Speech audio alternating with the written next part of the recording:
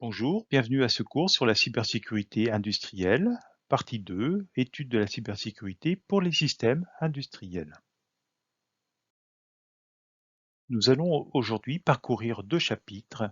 Le premier est la loi de programmation militaire avec les éléments réglementaires et juridiques qu'elle impose maintenant. Et le deuxième est la mise en place d'un projet de cybersécurité pour un système industriel. La loi de programmation militaire votée en 2023 définit un cadre pour la cybersécurité en renforçant le cadre de la cyberdéfense, développant les luttes informatiques défensives, offensives et d'influence pour un budget global de 4 milliards d'euros.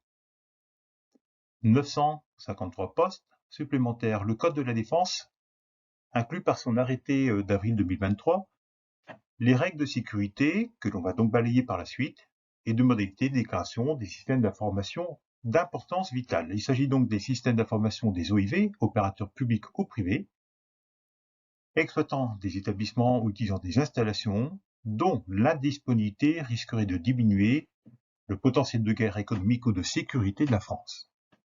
Les OIV ne sont pas publiés, mais vous pouvez travailler dans un OIV. Ils comprennent 12 secteurs d'activité dans 4 grands domaines: le domaine humain comme l'alimentation, la gestion de l'eau ou la santé, le domaine régalien comme les activités civiles de l'État, juridiques ou militaires, le domaine économique comme l'énergie, finances et transports, mais également le domaine technologique comme les communications électroniques, les réseaux par exemple, l'audiovisuel et l'information, l'industrie, l'espace et la recherche. Nous allons retrouver dans les 20 règles de cet arrêté de 2023 des éléments qui sont vus à travers ce cours. Premièrement, l'opérateur d'importance vitale rédige une politique de sécurité des systèmes d'information. Il la tient à jour, il la met en œuvre, et il a un rapport qui est disponible pour l'ANSSI. Deuxièmement, cet opérateur procédera à l'homologation de sécurité, donc qui consiste à attester que tous les risques ont été identifiés et protégés, et s'il y a des risques résiduels, ils sont donc acceptés. L'opérateur aura fait des audits d'architecture, de configuration organisationnelle et physique par lui-même ou un prestataire, et il aura une homologation à renouveler tous les 3 ans ou à chaque évolution majeure de son système. Il met à disposition cette homologation auprès de l'ANSSI. L'opérateur d'importance vitale aura fait une cartographie de ses applications, connexions IP, interconnexions, de l'administration de ses comptes, des droits. Cette cartographie est peut être couverte par le secret défense et doit être mise à disposition, si nécessaire, de l'ANSSI. L'OIV maintient en condition de sécurité l'ensemble de son parc et donc veille sur les informations de vulnérabilité, les installations des mesures correctives. Il procède également à la journalisation des événements d'authentification, de gestion de compte, de droit d'accès, avec un horodatage de tous ces événements. Il doit conserver pendant plus de 6 mois l'ensemble de ces éléments de journaux. Après la journalisation, l'opérateur d'importance vitale doit corréler, analyser les contenus de ces journaux en vue de détecter un événement. Il doit également faire des détections par des sondes analytiques de fichiers et de protocoles pour analyser ces flux de données. Il doit traiter les incidents de sécurité, donc par des systèmes cloisonnés, pour traiter chacun des incidents, et conserver l'ensemble des éléments techniques pendant 6 mois. Il doit également traiter les alertes, avoir une permanence pour recevoir et traiter l'information de l'ANSSI, et donner à l'ANSSI les coordonnées du responsable. Il prévoit sa gestion de crise, c'est-à-dire qu'il sait mettre en œuvre les mesures qui sont déclinées par le Premier ministre en cas de crise, comme la configuration du système d'information, l'interdiction du stockage ou de l'usage de terminaux mobiles, l'installation des corrections, des filtrages et des connexions Internet du réseau, mais également des listes blanches noires d'utilisateurs ou de bloquer des échanges de fichiers. L'opérateur d'importance vitale donc a des directives en termes d'identification, d'authentification et de droit d'accès, donc qui sont définis, limités et révisés. L'OIV a des comptes d'administration de son système d'information, donc dans les principes de moindre privilège, pas plus de privilèges que nécessaire pour l'administrateur, et de séparation des activités. Le système d'information de l'administration a des ressources qui sont dédiées, des flux qui vont être cloisonnés avec le reste du système d'information, et donc chiffrement de l'ensemble des transferts et des informations. L'ensemble du réseau est donc cloisonné, donc on a des mécanismes de cloisonnement qui sont décrits dans le dossier d'homologation. Les passages doivent être filtrés, donc réglage de filtrage sur réseau, protocole ou sur port, avec des interconnexions qui doivent être limitées. L'accès à distance n'est pas interdit, mais doit nécessiter des précautions comme le chiffrement, l'authentification à double facteur est obligatoire et les mémoires de stockage doivent être chiffrées. Enfin, et pour continuer, l'installation de services et d'équipements nécessite que l'on vérifie les actifs, on les répertorie et on n'installe que les strictes fonctionnalités. Enfin, l'OIV doit tenir à jour des indicateurs relatifs au maintien en conditions de sécurité, au droit d'accès et d'identification et à l'administration des ressources. Bon, par exemple, un des indicateurs, c'est le pourcentage de postes utilisateurs dont les ressources système ne sont pas installées dans une version qui est supportée par le fournisseur ou le fabricant. On parlera souvent de systèmes obsolètes.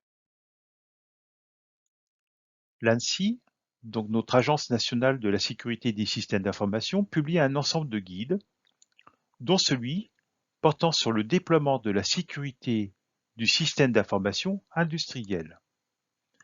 Ce guide énonce 7 grands principes pour la sécurité du système d'information et va également proposer une approche globale et structurée pour ce déploiement. Nous allons dans un premier temps regarder ces 7 grands principes.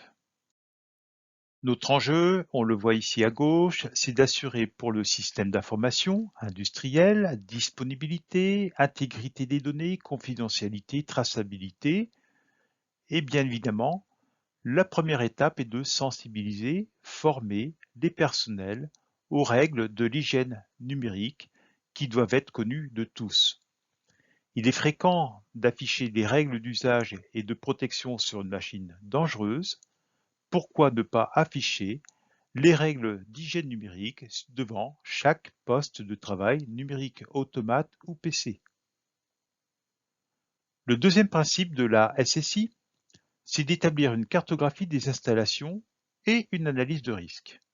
Il faut à la fois comprendre les besoins métiers, quelles sont les fonctions, quels sont les impacts que l'on peut avoir en cas d'arrêt de cette fonction, quelles sont les fonctions que l'on juge indispensables pour pouvoir poursuivre une activité.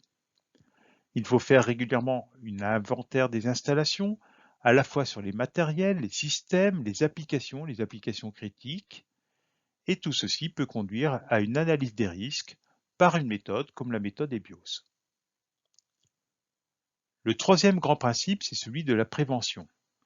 Le concept de défense en profondeur, à nouveau, en alliant à la fois la possibilité technologique, le sujet de l'organisation, quels sont les responsables, quels sont leurs rôles, et le sujet des procédures, comment travailler, sous quelle forme.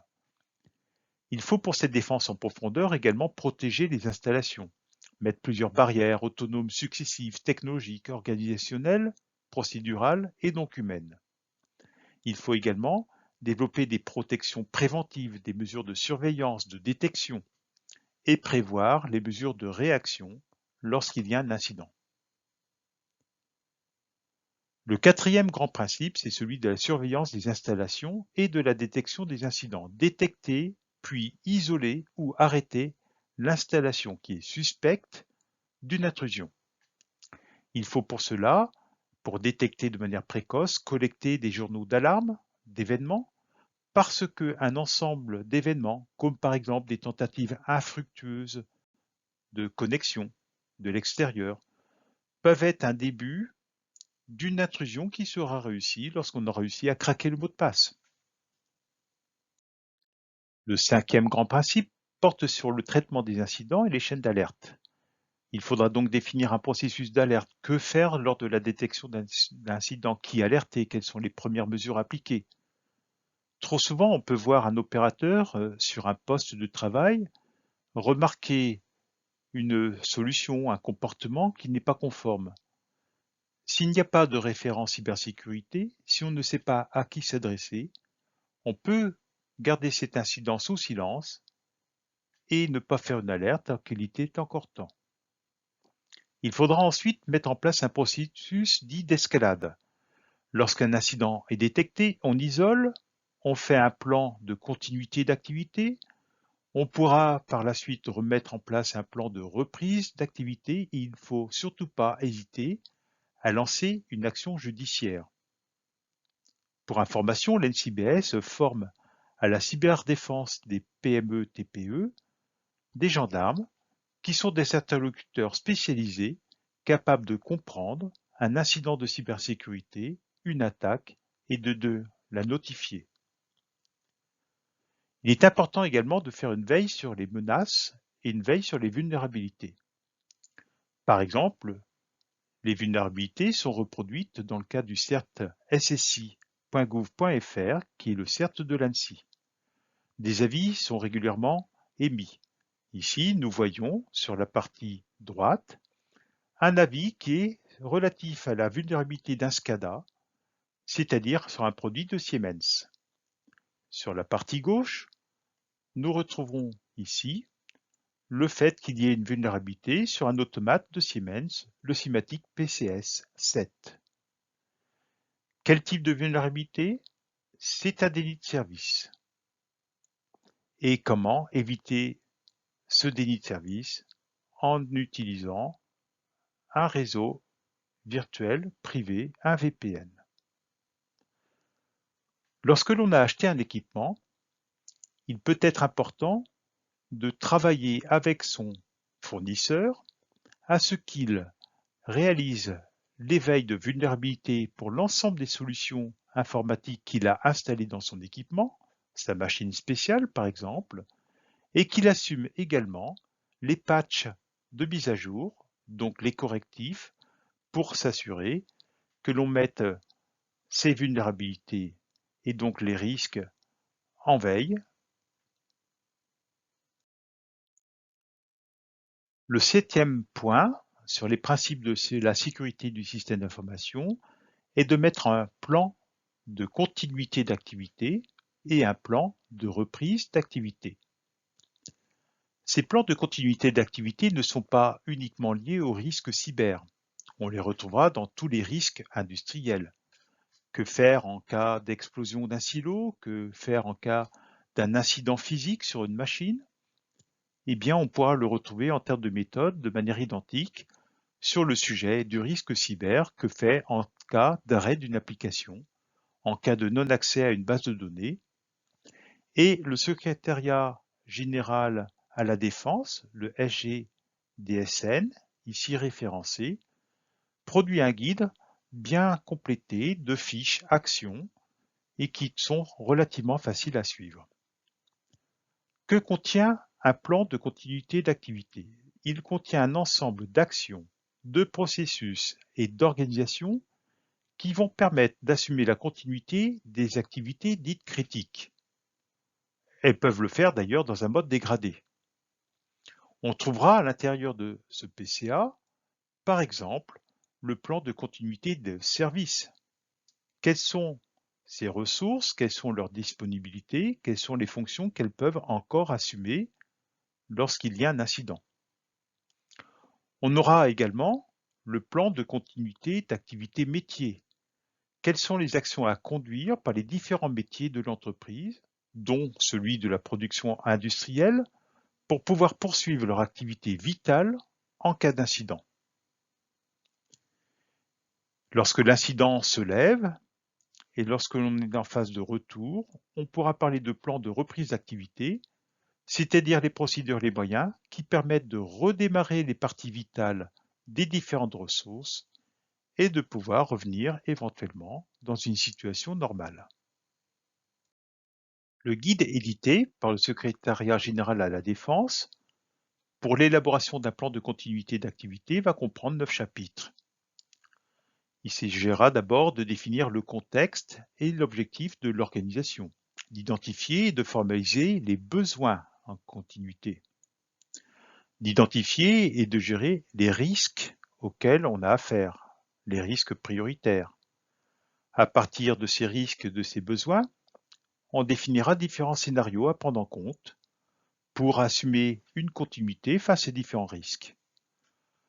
Pour tenir ces scénarios, il faudra formaliser des moyens et des procédures à mettre en place, définir une stratégie de continuité Et enfin, de rédiger un plan de continuité documenté de manière à ce que chacun puisse trouver les opérations à faire lorsque l'incident est avéré. On assumera ainsi la capacité de mise en œuvre de ce plan à travers des exercices préparatoires. Et quitte à faire ces exercices, autant en faire un retour d'expérience à travers ces exercices et de ce fait faire évoluer le plan de continuité d'activité. Le guide en référence résume l'installation d'un plan de continuité d'activité en 5 grandes phases. La première grande étape, qui comprend 3 phases, c'est celle des contextes et besoins. On va tout d'abord définir le contexte, identifier les objectifs et les activités essentielles de l'entreprise. On va déterminer ensuite les attentes de sécurité qui sont nécessaires pour tenir ces objectifs et de conserver les activités essentielles. S'il n'est pas possible d'atteindre ces niveaux de sécurité, alors on a une première boucle de retour qui va être de réviser les différents objectifs. On aura en troisième étape le fait d'identifier, d'analyser, d'évaluer et de traiter les différents risques, et ceci par une cartographie des risques avec une stratégie de traitement de ceux-ci. Si les risques ne sont pas acceptables ou ne sont pas atteignables, on revient sur la définition des objectifs. Le grand domaine suivant est celui de la stratégie de continuité. Il s'agira donc de définir la stratégie de continuité de l'ensemble des activités dites vitales. On définira l'objectif de continuité, la stratégie de la réponse à incident et l'ensemble des solutions à cette réponse. Ceci peut entraîner un certain nombre d'arbitrages entre le coût nécessaire pour assumer cette continuité et les avantages que l'on peut tirer de cette continuité. Prenons l'exemple d'un haut fourneau. En cas d'incident, il est vital de maintenir la température sous peine de détérioration de cet équipement. On aura donc par exemple à arbitrer entre l'intérêt de maintenir en température le haut fourneau et donc de protéger sa commande et le coût de protection que l'on aura pour la commande du haut fourneau. La cinquième étape est celle de la mise en œuvre effective. Il s'agira donc, une fois que l'on a écrit le plan, de le mettre en œuvre et surtout de s'assurer de l'appropriation par l'ensemble des opérateurs. À travers ceci, des exercices seront traités, des exercices de gestion de crise, on fera des mesures, on validera les résultats et on pourra faire également un ensemble de propositions de révision du plan de continuité d'activité parce que telle procédure est inapplicable, mal appliquée ou peu compréhensible. Comme l'écrit l'ANSSI, le déploiement de la sécurité d'un système d'information doit se faire suivant une approche globale et structurée. Il faut mettre la sécurité du système d'information dans tous les projets, et ceci dans toutes les phases d'un projet. Ici, nous représentons 4 phases principales: la spécification, la conception, l'intégration du système d'information et la phase de test avant de l'exploitation. Lors de la spécification, n'oublions pas les sujets de maintenance. Comment mettre à jour les correctifs lorsqu'une vulnérabilité est détectée? Les sujets de localisation. Comment protéger physiquement les équipements? Les sujets de changement de configuration par défaut. Souvent, les automates sont fournis avec un compte par défaut, un mot de passe par défaut. Il faut pouvoir le changer. La non-adhérence des logiciels, la capacité donc à libérer l'ensemble de l'équipement lorsqu'on efface un logiciel, la requalification facile suite à une modification, et surtout éviter d'intégrer des logiciels non indispensables et qui ne seront que source de vulnérabilité lorsqu'ils seront mis en œuvre dans l'application. Lors de la phase de conception donc, on recherchera ce que l'on appelle les logiciels minimaux. On intégrera les mécanismes de sécurité et pour la gestion des droits des privilèges, la ségrégation des droits dans les comptes. Ceci nous amènera à distinguer en particulier le profil administrateur des profils à privilèges ou sans privilèges. On pourra et devra gérer les exceptions et les mécanismes de changement.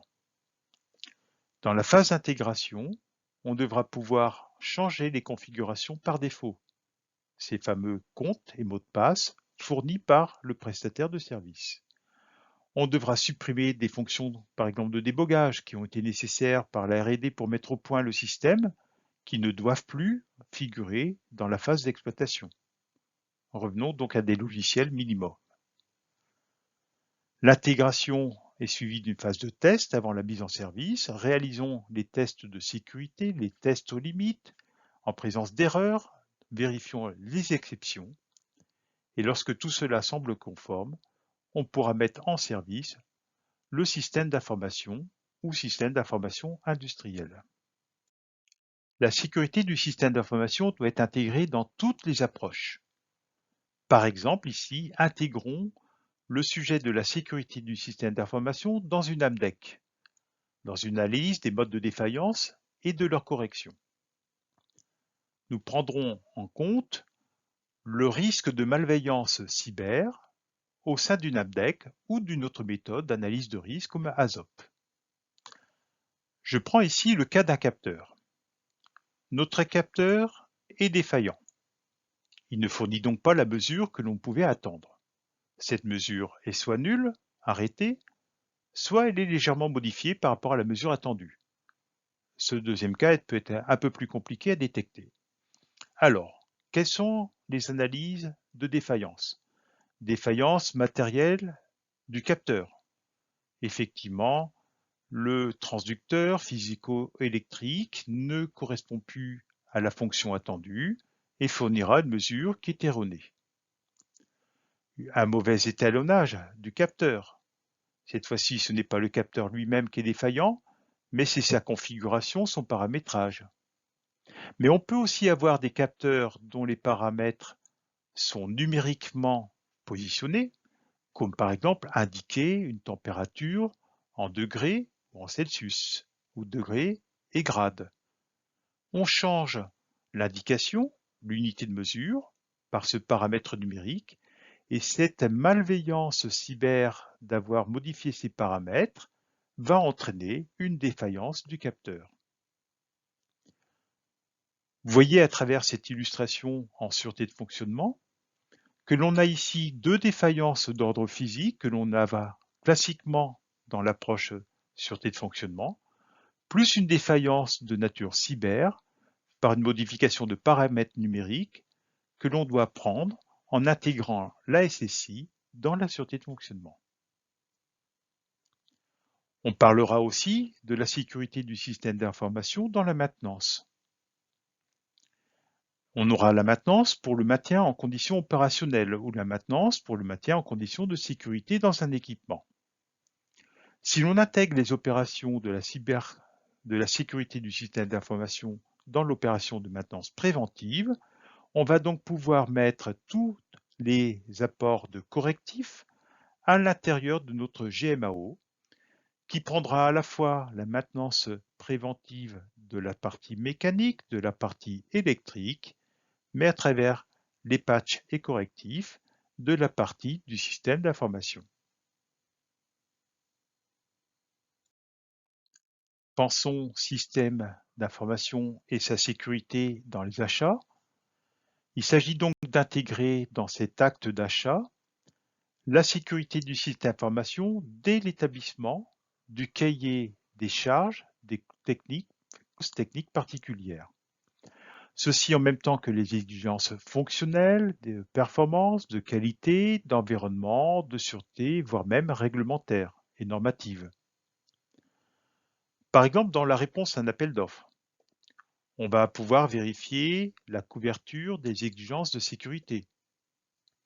Dans les enjeux de maintenance de l'équipement, vérifier quels sont les plans de maintenance, mais également les processus de traitement d'incidents, d'installation de correctifs.